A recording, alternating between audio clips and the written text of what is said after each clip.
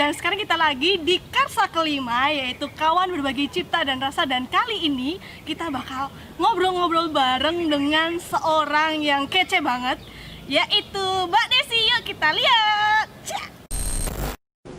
Oke, jadi hari ini ada Mbak Desi yang ternyata dia adalah seorang penulis, cerpenis, novelis, penulis naskah teater. Nah, kita bakalan seharian ngobrol-ngobrol dengan Mbak Desi. Nah, Mbak Desi, aku pengen nanya. Jadi sebenarnya dulu tuh sekolahnya apa sih? Terus kemudian kok bisa memutuskan untuk menjadi penulis? Sebenarnya dulu tuh aku kuliah di Fakultas Pertanian, jurusannya Ilmu Tanah. Jadi tapi di tengah-tengah kuliah itu aku juga ikut, jadi di UGM itu ada namanya Balairung UGM, jurnalistik kampus dan segala macam kan. Terus ada lomba cerpen dan segala macam, aku ikut. Terus juga pokoknya sepanjang kuliah itu yang harusnya itu eksak banget gitu kan, ada kimia, fisika dan segala macam, tapi kok kayaknya aku lebih tertarik ke fiksi. Ya udah akhirnya itu ditekunin aja. Oke. Gitu. Ngomong-ngomong soal ilmu tanah dan fiksi, memang mungkin ini ya Mbak ya, jauh gitu ya. Tapi ketika Mbak Desi ngomong memutuskan untuk konsentrasi di sastra fiksi, nah ini kenapa sastra fiksi? Maksudnya kayak kenapa nggak yang lain? Misalnya sci-fi gitu, atau fiksi tapi yang ada sainsnya, atau yang lain? Nggak tahu juga ya. Misalnya kalau sci-fi atau ada sainsnya itu sebenarnya walaupun fiksi itu lebih berat pertanggungjawabannya. Ya walaupun fiksi juga nggak bisa sembarangan juga sih. Karena fiksi itu kan juga berangkat dari non fiksi atau berangkat dari data kan, berangkat dari kenyataan di lapangan kan. Cuman pengembangan ceritanya aja yang kita reka-reka kayak gitu. Cuman kalau sains itu atau sci-fi itu lebih sulit lagi gitu. Tapi gitu. Mbak, menarik tadi Mbak Desi ngomong kalau pertanggungjawabnya berat ketika di fiksi, ya benar ya tadi ya? Di science fiksi. Oh, science fiksi. Oke. Jadi maksudnya kenapa fiksi, mungkin karena lebih menikmati juga ya di situ ya. Oke. Nah, ngomong-ngomong, udah dari zaman kuliah awal atau mungkin pertengahan atau kapan Mbak Desi kayak oke, aku pengen mendalami dunia penulisan? Itu kayaknya kuliah akhir itu tahun berapa ya, aku lupa. Pokoknya udahlah, aku kayak belajarnya di sini, tapi untuk besok ke depannya aku mau bekerjanya di menulis aja kayak gitu. Itu kayak akhir itu.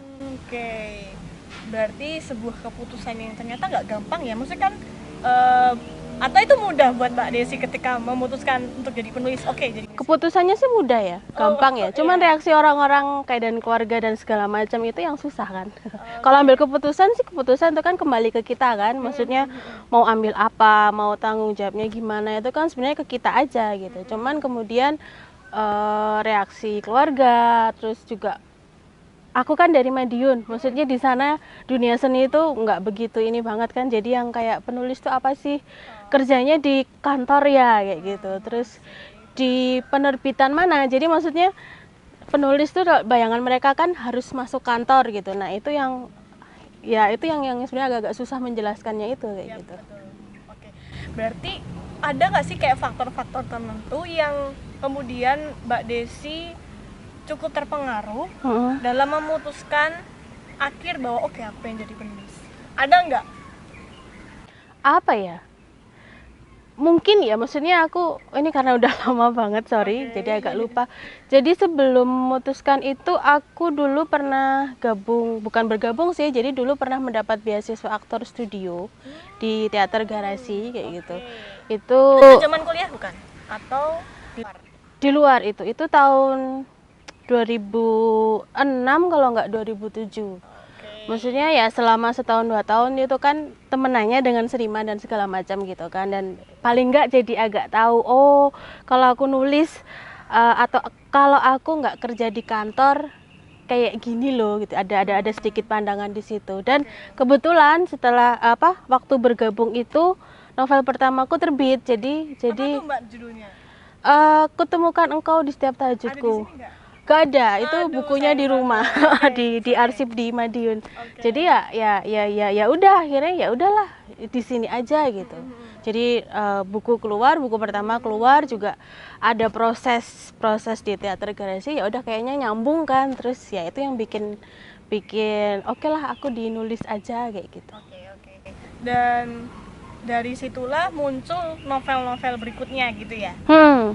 Dan juga termasuk sama naskah teater atau gimana, Mbak? Kalau naskah teater itu yang beneran, maksudnya yang beneran itu malah tahun 2016.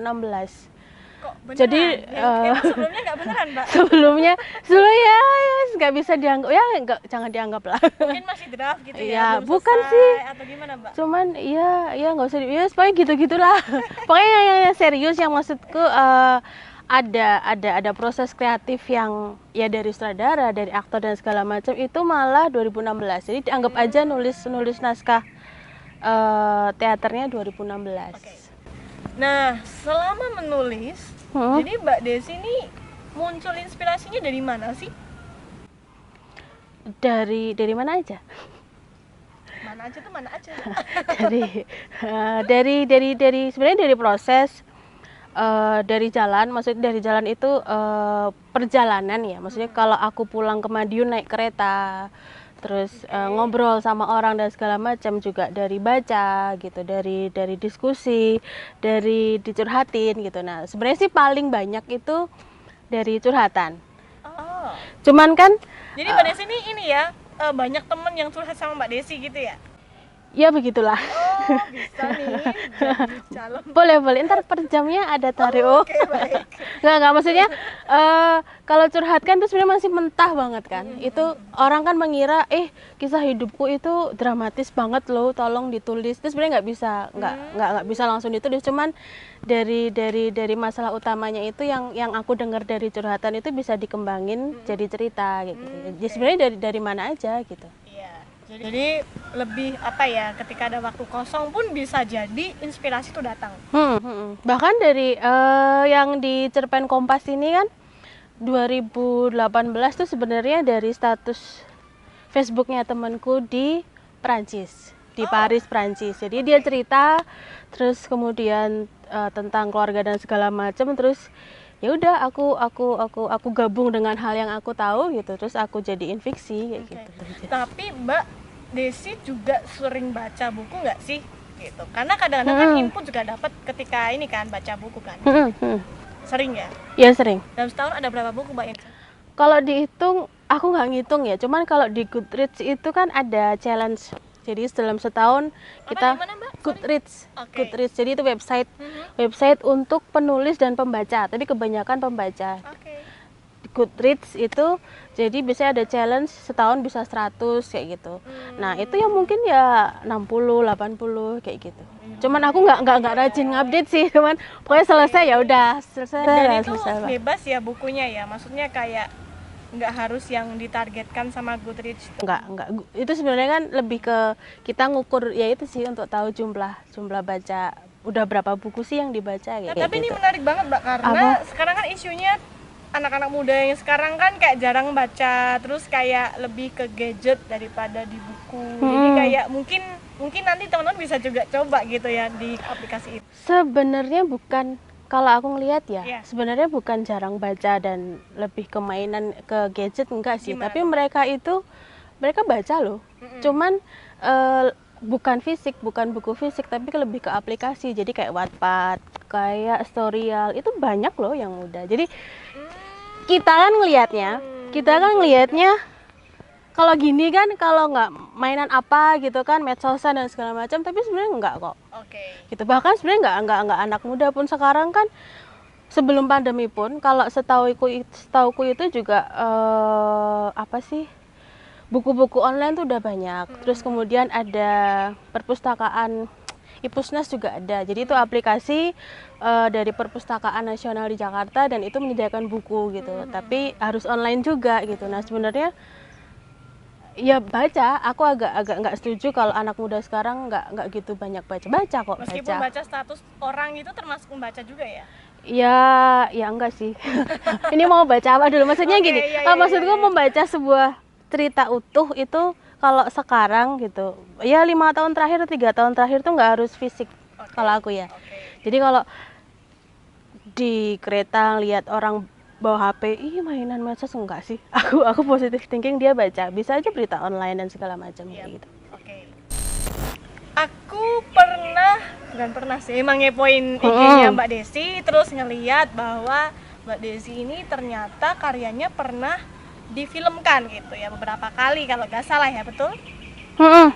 Nah, tapi aku mau menyorot satu judul namanya Strawberry Surprise. Mm-mm. Dan itu bukunya ada di sini. Dan ya kan di sini. Nah, Di sini. Ih, kelihatan. Nanti kelihatan kelihatan ganjelan. ganjelannya. Nah, ini nih. Nah, ini bukunya Strawberry Surprise dan difilmkan di tahun 2014. 2014. Dari tahun itu gimana Mbak ceritanya kok novel ini bisa maju apa ya bahasanya, Bisa difilmin. difilmkan di layar lebar. Jadi Strawberry Surprise ini prosesnya tahun 2000, pokoknya ini terbit tahun 2013. Jadi sebelum terbit itu saya dikontak editor salah satu penerbitan. Jadi Mbak nulis seri dong. Jadi ini sebenarnya kan seri kan, seri tapi berbeda-beda apa ceritanya lepas. Ini serinya adalah Kayak episode love, gitu. bukan. Jadi lebih ke ini. Jadi ini tuh tema besarnya adalah love letter. Jadi cinta tapi pakai rasa-rasa kayak gitu. Nah itu kalau nggak salah ingat ada 5 penulis. Jadi ada coklat, ada vanila, ada apa lagi ya? Aku lupa. Pokoknya aku mendapat tema mendapat buah stroberi kayak gitu. Udah kan, terus kemudian aku olah, kemudian buku ini terbit dengan 4 judul yang lain. Itu tahun 2013. Kemudian tahun 2014 salah satu PH itu mengontak penerbitan. Mereka nanya, ada nggak novel bagus yang bisa kita filmin kayak gitu. Terus kemudian penerbit itu menyerahkan beberapa judul kan. Salah satunya ini. Terus kemudian ya dari pihak PH-nya, oke, aku mau yang Strawberry Surprise dong kayak gitu. Seperti itu. Terus kemudian ya aku dikontak dan segala macam. Gitu. Jadi proses pemilihannya kayak gitu. Gimana perasaannya Mbak Desi ketika dikontak, ini novelnya bakalan jadi film loh gitu. Ya seneng sih, tapi ya biasa aja. Karena ini mungkin bukan kali pertamanya kali ya, atau gimana? Bukan. Jadi gini, sebenarnya kalau kita berkarya itu kalau bisa sebisa mungkin jangan terlalu euforia lah. Maksudku ya kita berkarya, kalau jadi salah satu wujudnya itu buku, tapi kemudian kalau dialih wahanakan ke film segala macam, ya itu memang itu sebagai salah satu jalan proses kreatif. Jadi ya biasa aja gitu. Kita jangan wah keren banget itu ya jangan lah ya, atau mungkin mengaruh usia juga sih ya. Nek wis tuwa iki njuk rada larem ngono kayak. No. Kalau masih muda mungkin kayak bergejolak Wah kali gitu ya tapi ya senang sih maksudku. Dari tulisan, dari teks itu kemudian bisa dinikmati dalam wujud lain, maksudnya dalam gambar bergerak kan, dalam wujud film kayak gitu. Nah Mbak, aku notice satu bagian film yang akan aku lihat trailernya, dan meski aku belum nonton filmnya sih, tapi ada satu momen di mana ceritanya itu kalau nggak salah nih, nanti dibenerin aja kalau aku salah. Jadi si Acha Septriasa ini dia mengalami kisah cinta tuh, ya kan, beberapa cowok di dekatnya dia termasuk mantannya. Nah terus dia bilang kalau cinta itu seperti makan stroberi, kita nggak tahu apakah itu pahit, apakah itu manis, apakah itu asam. Nah, apakah Mbak Desi ini punya inspirasi ketika makan stroberi terus kemudian dinovelkan kayak gitu? Sebenarnya enggak. Okay. Jadi waktu awal nulis tuh kan aku dapat tema stroberi kan. Itu sebenarnya awalnya ya ampun apa sih stroberi kok ya enggak kurang begitu familiar lah maksudnya. Terus tapi kan karena namanya tugas dan udah oke gitu kan, udah oke dan segala macam, ya akhirnya ya udah aku nyari. Nah, gimana caranya dapat inspirasi dari yang cinta itu kayak stroberi gitu, kadang masam, kadang manis gitu kan, dan segala macam. Itu sebenarnya juga dari status Facebooknya temanku. Oke. Jadi dia pernah bikin status, dia suka stroberi, kalau nggak salah tinggalnya di Bandung. Di sana kan ini banget kan perkebunan stroberi. Ya udah, aku kontak dia, aku minta izin, aku boleh pinjem nggak gitu untuk novel dan segala macam. Oh ya mbak, nggak apa-apa gitu. Pinjam Jadi statusnya maksudnya. ya untuk dijadiin kalimat di dalam novel. Oh ya mbak, nggak apa-apa dan segala macam itu. Ya udah. Jadi sebenarnya itu bukan, maksudnya kalau murni dari aku gitu kan, maksudnya cinta kayak stroberi dan segala macam itu enggak gitu. Itu dari pengembangan dari status Facebooknya temanku. Oke. Gitu. Nah, ini yang karya yang sampai di layar lebar. Hmm. Terus ada, aku juga lihat kemarin di Wattpad ya, ada judulnya Stairway to Unknown. Dan dan apa yang baca itu sampai hampir 18.000 orang. Dan menjadi peringkat ketiga apa ya kalau nggak salah. Aku lupa. Kalau peringkat soalnya suka ganti-ganti kan, dia suka. Oh gitu, soalnya ganti-ganti. Nah, yang kemarin sih, update kemarin tuh sampai peringkat 3. Nah, Oke. itu cerpen atau Sebentar, itu sebenarnya kan sorry penyela. Itu kan sebenarnya membuktikan kan bahwa gimana tuh? banyak anak muda yang baca kan. Iya, Maksudnya bener banget, jadi nggak ya sekarang emang dunia online gitu. Yap. Jadi ya itu sih tadi nyambung yang tadi aja. Sama-sama. Oke, balik lagi ke belakang sedikit. Oke, Jadi gimana ceritanya langsung apa ya, kayak naik gitu, banyak yang baca. Kalau jadi cerita prosesnya itu sebenarnya itu juga tawaran dari editor di sebuah penerbit kayak gitu. Dan itu temanya itu hampir sama, bukan hampir sama sih, maksudnya kalau Strawberry Surprise kan dia juga ada empat novel yang lain dengan yang sama. Nah, Stairway to Unknown itu dia tema besarnya adalah tentang remaja yang galau menjelang kelulusan. Yang mau masuk SMK atau bukan sih? Jadi menjelang kelulusan. Nah, itu ada SMA, ada pondok pesantren, ada kuliah, ada SMK. Dan aku dapet yang SMK. Dapat tema tentang kehidupan remaja SMK yang galau pas mau lulus kayak gitu. Ya udah, kemudian aku olah itu dan segala macam. Awalnya sih sempat SMK banyak yang baca nggak ya? Maksudnya kalau SMA, pesantren, kuliah itu kan udah umum banget kan gitu. Nah, ternyata pas aku nulis dan segala macam itu banyak juga kayak gitu. Ya kalau banyak aku nggak tahu ya biasa lah, kalau setelah menulis tuh biasanya aku share di media. Atau harus selalu memang harus, kalau sekarang sih kayak gitu, aku share di media, di media sosialku sendiri kayak gitu. Dan ya responnya sih alhamdulillah bagus kayak gitu. Banyak yang baca. Oke, jadi malah justru yang respon anak SMK atau gimana tuh, Mbak? Anak SMK. Aku juga kaget. Maksudnya mungkin aku nggak tahu ya. Cuman aku kalau menurut pengalamanku itu cerita tentang SMK kurang begitu banyak. Ya mungkin aku juga nggak tahu ya karena aku dulu SMA gitu kan. Cuman kalau melihat dari komen-komen dan segala macam itu mereka seneng, wah aku SMK juga kak, aku SMK juga, aku SMK-nya gini, atau wah iya tuh di SMK kayak gini. Jadi mungkin banyaknya itu karena banyak pembaca di Wattpadku, di Stairway to Unknown itu juga karena mereka jadi merasa dekat dan nggak ada cerita lain gitu. Atau mungkin sedikit cerita tentang SMK, cerita fiksi tentang SMK ya.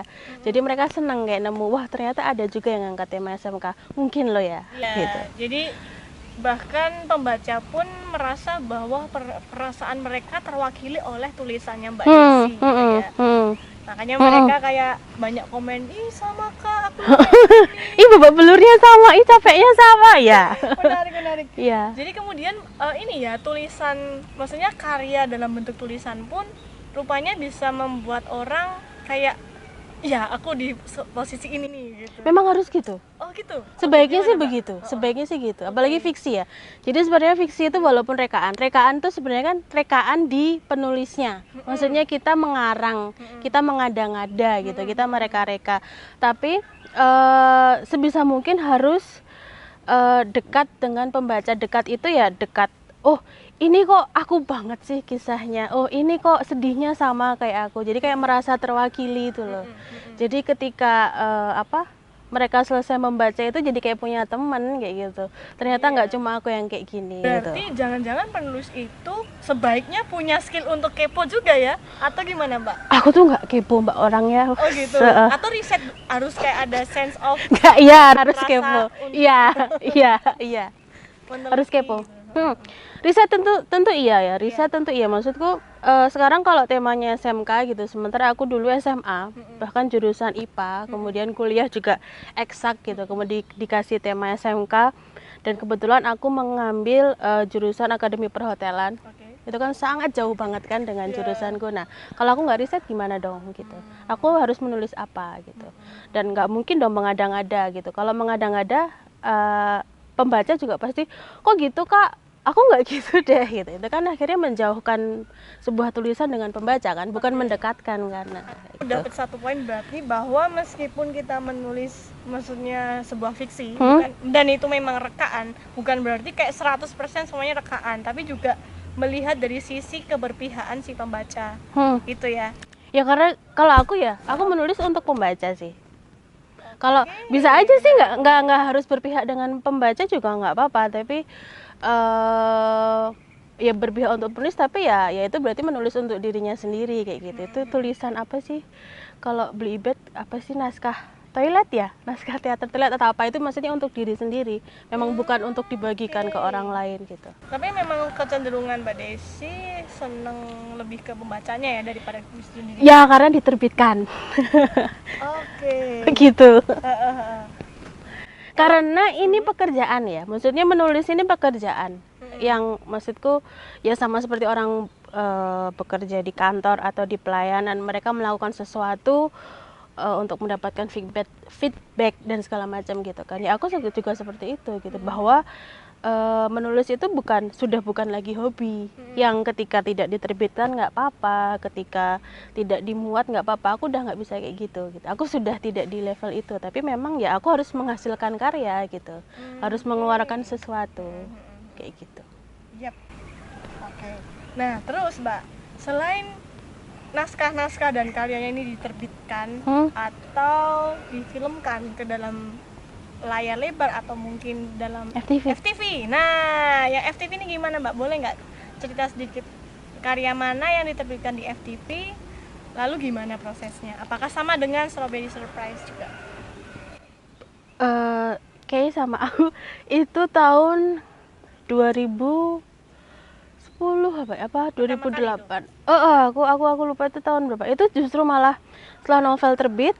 Terus kemudian aku nggak tahu prosesnya gitu. Itu pas bulan puasa, aku udah mudik, terus nonton TV kan, kalau nggak nonton TV, terus kok judulnya kayak judul novelku kayak gitu. Loh, kok ceritanya kayak ceritaku ya kayak gitu. Aku malah nggak tahu. Terus aku barulah menghubungi pihak penerbit gitu kan. Terus, oh iya Mbak, maaf ngasih tahu bla bla bla gitu. Mungkin lagi bulan puasa dan segala macam gitu. Aku malah justru taunya udah jadi kayak gitu. Jadi ya itu sih. Jadi kalau FTV aku nggak tahu proses, maksudnya nggak ada proses deal-dealan dan segala macam. Taunya udah jadi aja gitu. Jadi dan kemudian dihubungi penerbit. Oh iya emang kayak gini. Ada lagi nggak Mbak karya lain setelah itu yang difilmkan di FTV? Itu aja. Jadi kutemukan engkau di setiap tajudku itu FTV religi, sama Strawberry Surprise itu tahun 2014. Iya, itu yang Strawberry Surprise bagus sih Mbak, kayak aku pengen nonton filmnya. Dan hari ini aku ketemu Nobar ya. Nobar ID. Sekarang ngomong-ngomong soal proses menulis itu pasti ada tantangannya dong, ya kan? Nah, apa aja sih tantangan dalam menulis untuk Mbak Desi? Tantangan terbesar adalah godaan untuk rebahan. Apalagi sekarang ya. Iya emang itu sih tantangan terbesar tuh males. Maksudnya rebahan ya. Dan kasur gini ya. Nah, iya. Memanggil. Deadline sih kalau aku. Maksudku kadang kan kalau apalagi tema diminta itu kan biasanya sudah ada jadwal diterbitkan. Misalnya ada permintaan bulan Januari, Mbak ini untuk terbit bulan ini nih gitu. Jadi minimal atau maksimal naskah harus selesai bulan ini. Nah, itu yang agak-agak susah kan, harus bagi waktu dan segala macam Iya, kan iya, gitu. bener banget. Belum lagi proses editing dan revisi itu capek banget. Oh iya. Hah. Setelah menulis pasti ada revisi dan editing. Oh, pasti. Bahkan nggak cuma revisi editing, itu bahkan bisa dirombak ulang. Jadi naskah selesai 150 halaman dibaca sama editor, terus dibalikin, Mbak nulis yang baru dong, ini nggak bagus. Itu ada, bisa terjadi. Oke. Ada Bisa. pernah sampai selama apa gitu, misalnya 1 bulan 2 bulan untuk editing atau gimana Mbak? Iya, ya selama itu. Ya tergantung sih, maksudnya ada yang membebaskan. Maksudnya Mbak ini tolong diedit dong gitu ya. Ya secepatnya gitu. Itu bisa 2 bulan, bisa 3 bulan sambil disambi kan. Atau bisa juga Mbak ini editing bulan ini juga harus selesai, soalnya kita ngejar terbit bulan ini. Itu juga bisa aja sih, sebulan atau 2 minggu, tergantung mau terbit kapan gitu. Oke, jadi ternyata satu karya tuh bisa berbulan-bulan ya Mbak ya? Bahkan bisa bertahun-tahun. Oke, yang paling cepat berapa bulan, yang paling lama berapa bulan? Paling cepet itu On a Journey kalau nggak salah. Tapi di sini nggak ada. Jadi sebelum Strawberry Surprise itu aku lagi patah hati. Oke. Terus ini kalau ini curhat dari diri sendiri. Itu lagi patah hati. Terus kalau dan segala macam, aku nulis itu cepet kok, 2 minggu atau apa. Kalau nggak salah loh ya. Iya, iya, iya. Terus aku masukin penerbit, itu juga cepet prosesnya, nggak ada setahun kayak langsung terbit. Kayak gitu. Itu paling cepet. Kalau paling lama apa ya? Tapi kalau dibalikin banyak sih. Jadi jangan dikira biasanya kalau aku ya, maksudnya jangan dikira kalau udah ngeluarin banyak segala macam terus kemudian editor mempermudah, nggak juga sih gitu. Kalau editor yang emang bagus, maksudnya ia ingin karya yang emang benar-benar bagus, itu mereka tega-tega aja dibalikin, Mbak ini kurang bagus gitu, bahkan Mbak ini nggak aku terima, bikin baru lagi dong gitu. Jadi ditolak, bukan kemudian terus nggak ada kabar, nggak ada ini, cuman bisa aja ditolak tapi minta bikin baru lagi dong. Nah itu kayak gitu. Nah, itu kan tadi soal cerpen dan novel. Nah, kalau naskah drama nih Mbak, itu gimana tuh prosesnya? Kalau tadi Mbak bilang apakah setelah beasiswa yang diterima di Teater Garasi terus baru mendalami penulisan naskah teater atau gimana? Jadi setelah belajar keaktoran itu aku fokusnya di nulis aja, maksudnya nggak waktu belajar keaktoran tuh di satu titik setelah pentas aku ngomong capek ya jadi aktor, aku mau nulis aja deh gitu. Jadi itu akhirnya kayak kepotong gitu, maksudnya udah selesai keaktoran, teater segala macam tuh berhenti, bener-bener berhenti di situ. Terus aku fokus di fiksi dan proses dengan diriku sendiri, maksudnya tidak dengan kelompok gitu, kayak gitu. Terus sampai tahun 2015 atau 2016 aku lupa, aku dihubungi Mas Jamaluddin Latif. Jadi dia diminta untuk monolog gitu kan di Solo, festival monolog apa sih, MTI apa ya, mimbar teater pokoknya di Solo waktu itu tahun 2016. Dan itu kenapa aku dikontak, karena monolognya berangkat dari cerpennya Danarto. Nah mungkin Mas Jamal berpikir aku kan juga sering bergelut menulis cerpen segala macam, mungkin bisa gitu. Nah prosesku di situ. Jadi proses menulis naskah teater awalnya di situ. Sampai di panggung kan. Helen tak yakin PJ tak pernah menyebut jenis bunga kesukaannya pada Maria. Apa yang diceritakan Maria barusan mengindikasikan dua hal. Gadis itu berbohong atau hanya sedang mengarang-arang untuk diceritakan saat bertandang ke toko bunga dan bertemu dengan pemiliknya. Maria kembali tersenyum malu. Kuberanikan diri datang kemari. Anda benar-benar cantik. Helen merasakan wajahnya menghangat. Ia ingin bangkit untuk mengaca dan memeriksa apakah wajahnya menjadi kemerahan. Tapi ia menahan diri. Aku penasaran. Sorot mata Maria berubah.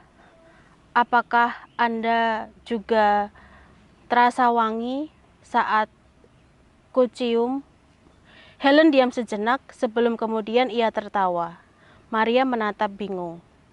Wangi bukan rasa sayang. Wangi adalah aroma, jelas Helen. Gadis muda berambut merah keriting itu menyadari kesalahannya. Ia mengikih malu. Maaf, Beginilah kalau seorang janda yang masih dalam masa berkabung malah keluyuran. Ia kemudian berpamitan. Terima kasih atas waktunya, Mem. Kuharap kau tak keberatan bila aku mampir lagi kapan-kapan. Helen tersenyum. Ia bangkit, hendak mengantar Maria ke pintu. Mampirlah kapanlah, kalau kau mau. Maria yang sudah berdiri tiba-tiba berbalik. Kedua tangannya merengkuh bahu Helen.